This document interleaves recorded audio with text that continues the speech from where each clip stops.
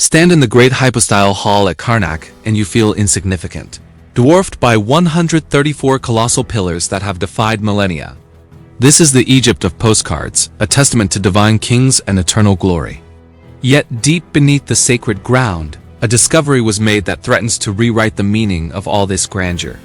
What secret was so disturbing that its discoverers tried to bury it all over again?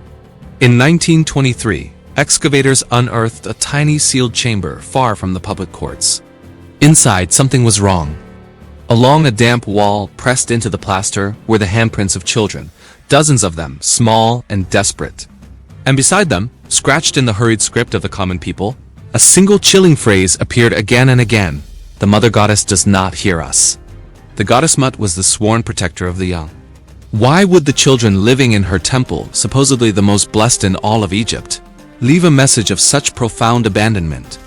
The official inscriptions called these girls the chosen ones, the pure, but the truth, it seems, was anything but pure.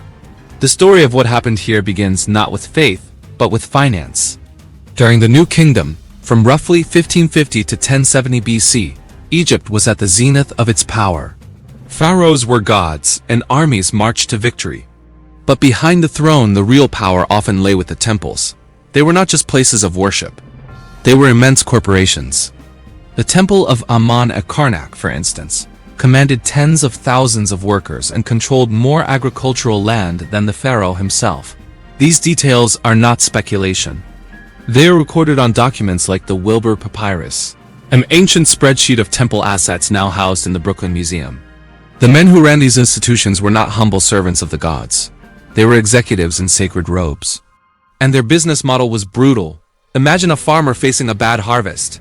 He needs grain to feed his family, copper for new tools. The temple provides a loan, with a benevolent smile and a crushing interest rate. 1 year passes, then 2. The debt spirals. Soon, the priests arrive. They don't want his land, they already have enough. They don't want him as a debt slave. They offer a third option: dedicate your daughter to the temple. They used beautiful language. She would become a servant of the god, a life of honor and divine purpose. But legal contracts found at the workers' village of Deir el-Medina exposed the cold reality. One such document, dated to the reign of Ramesses IX, states that a farmer named Amenhotep, unable to repay a debt of copper, gives his daughter, Nefertari, for perpetual service. She was 9. Her life was exchanged for the equivalent of a few months' wages. The transaction was itemized, witnessed, and legally binding. So were these girls just slaves? The story is more complicated. Many were educated, taught to read and write, skills reserved for the absolute elite.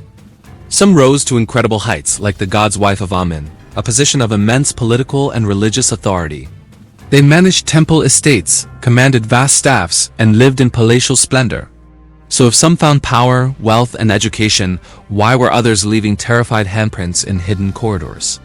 What separated a life of luxury from one of silent terror? The answer lies in a ritual the priests called purification.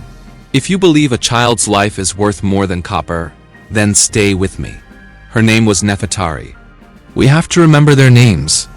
In 1896, the British archaeologist Flinders Petrie was excavating a priest's tomb at Abydos when he found an administrative papyrus, now in the British Museum, filed under EA 100042. It reads like an employee handbook, a clinical set of instructions for a new temple recruit's initiation. The text is precise. Upon her day of entering, the girl is to be bathed in the sacred lake. Her clothing will be removed before the woe priests. She will be inspected for bodily purity. That word, inspected. The manual continues. Her head is to be shaved, so no impurity can hide. She will recite the oath to Amun. My flesh is the property of the god. My will is his will. A girl, maybe 8 or 10 years old, would stand naked before a council of adult men, pledging her body and her life away with words she could barely comprehend. Yet after this ceremony, these girls gained access to the temple's most restricted zones. They learned complex rituals, studied astronomy, and practiced sacred music. One inscription from Karnak mentions a woman named Margaret as the chief of the weavers of Ammon, in charge of administering textile production and managing hundreds of workers. She had authority, but not autonomy. They were given keys to the treasury, but not the gate. They could read the stars, but not send a letter home.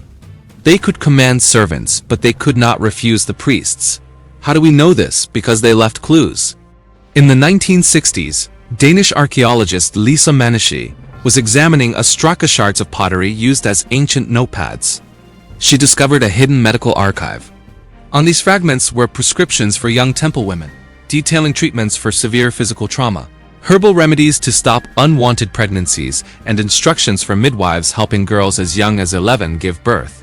One heartbreaking shard reads, "For the girl who bleeds after the god's visit, crush acacia leaf with honey, apply to the injury, and bind with fresh linen.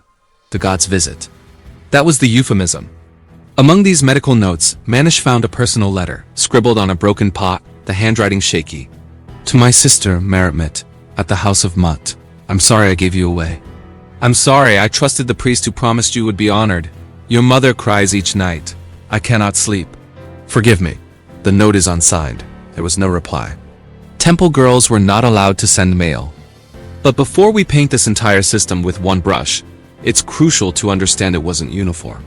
Some adult women entered temple life by choice, escaping arranged marriages or seeking an education unavailable elsewhere. The famous female pharaoh Hatshepsut began her ascent as a god's wife of Amun. So what was the variable? What determined whether a girl became a powerful priestess or a silent victim? The answer is a single, brutal factor the official records almost never mention: her age. Let's return to 1923. The archaeologist Margaret found a simple, undecorated clay jar hidden behind a false wall. For 71 years, its contents were confiscated and classified by the Egyptian Antiquities Service. What was inside that jar? Why were powerful men so afraid of what it contained?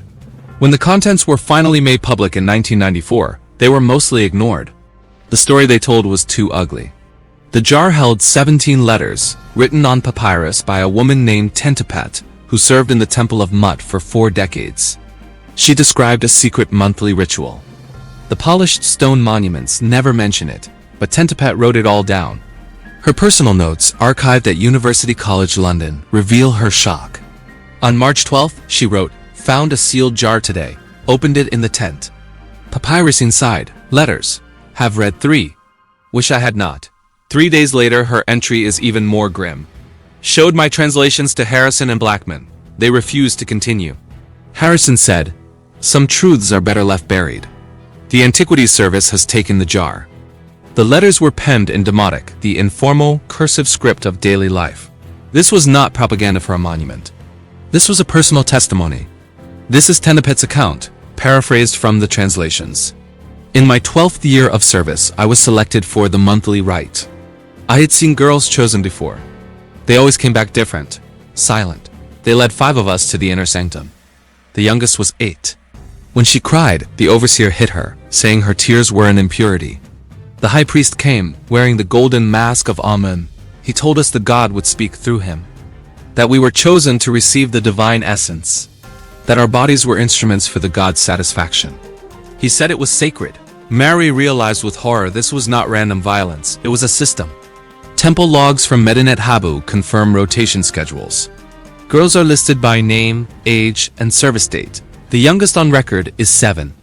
This was not a flaw in the system, it was the system. And Tentipet's letters were not the only ones in the jar. Over the years, other women had found her secret repository and added their own stories. One wrote, "My name was Margaret before they changed it. My father owed the temple grain. The priest said I would be a bride of the god. My father thought it was an honor. I was 11. There is no god in this place. Only men in masks who claim to speak for him." Another added, "I have served 16 years. I have had 3 children by the god. They took each one away after its 3rd year. My eldest daughter now serves here as I do. I see her across the courtyard. She does not know me. I think they told her I was dead." Murray's diary entry from March 5, 1923 is chilling. "I have read things that make me question my entire profession. These were children. This was organized, recorded, managed. And for 2 centuries of scholarship, we have called these places holy. Remember the handprints? The ones in the dead-end corridor? Tentipet's letters explain them. New initiates were taken down that dark passage. The priests would tell them, 'Press your hand to the wall. Your old life dies here. You are reborn. And the little girls, confused and obedient, would do it. But years later, some would return to that same corridor, the one place without guards. They would try to escape, and when they failed, they would come back. They would press their hands to the wall again, older now, bigger, pressing with all their might. And beside their fading childhood prints, they would carve the words, "Mut does not hear us." It wasn't a prayer, it was a testimony. A desperate message to the future. We were here. This happened. What makes this even more disturbing is the priests' meticulous documentation. With the same bureaucratic calm they used to tally sacks of grain, they recorded these events. An administrative text from Karnak states, Year 7, 3rd month of the flood, day 12. 5 new servants of Amun received the god's blessing in the inner sanctum. The god was pleased. 5 new servants. The god was pleased. They wrote it down not from guilt, but from piety. They believed they were doing holy work. If you have watched this far, you now carry this story, just as Margaret Murray did, just as those girls did. You can click away and forget. Or you can help us ensure these voices, the ones sealed in jars and buried in archives, are never silenced again. Toward the end of the New Kingdom, around 1100 BC, things began to change. The office of God's wife of Amun was transformed, reserved exclusively for royal women pharaoh's daughters and sisters. And a new rule was imposed. They had to remain celibate. No husbands, no children, no divine unions. Why the sudden shift? The Great Harris Papyrus, one of the longest ever discovered, was commissioned by Ramesses IV around 1150 BC. In it, his father Ramesses III describes major temple reforms. He speaks of correcting abuses that had corrupted the sacred houses and impurities that had stained the divine order. He is discreet, but the implication is clear. Egyptologist Gay Robbins suggests this was a direct reaction to scandals that had reached the highest levels of the court. The solution was to place women with unassailable power in charge. Royal women with bodyguards. Women who could not be exploited. Women who could say no. The very system that had created victims was now being run by them. By 700 BC, the god's wife of Amun was the de facto ruler of Thebes, commanding armies and controlling a personal fortune, all while remaining untouchable. A position of true power born from centuries of pain. But what about the lower-ranking girls? Their lives improved, but only slightly. The reforms mainly protected the elite. Yet one of the most significant changes came from a woman who had lived through the system herself. Shepenwepet II was the god's wife of Amun from 700 to 650 BC. She was given to the temple when she was just 9 years old. After a lifetime of service, she rose to the top. And once in power, she issued a decree, which can still be seen carved on a wall at Karnak. It reads, "Let no girl enter service before her 15th year. Let no priest claim authority over her body outside of ritual duty. Let her family have visitation 3 times a year. Let her own voice be heard in any dispute." She had been 9. She remembered. And she used her authority to break the cycle, at least partially. After 600 BC, something strange occurs in the archaeological record. The secret messages stop. We find no more hidden letters, no more desperate carvings on walls.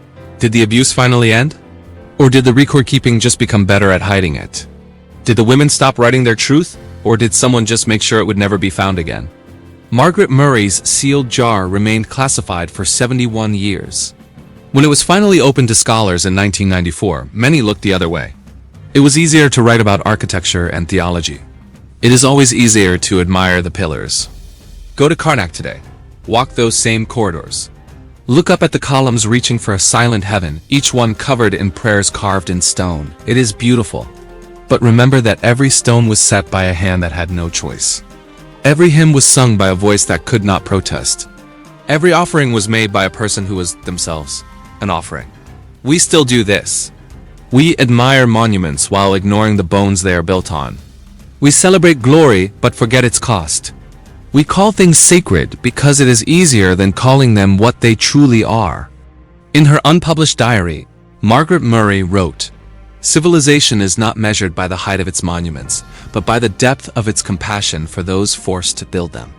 By that measure, we have learned nothing." How many institutions today use beautiful words to hide ugly truths? How often is tradition used to justify cruelty?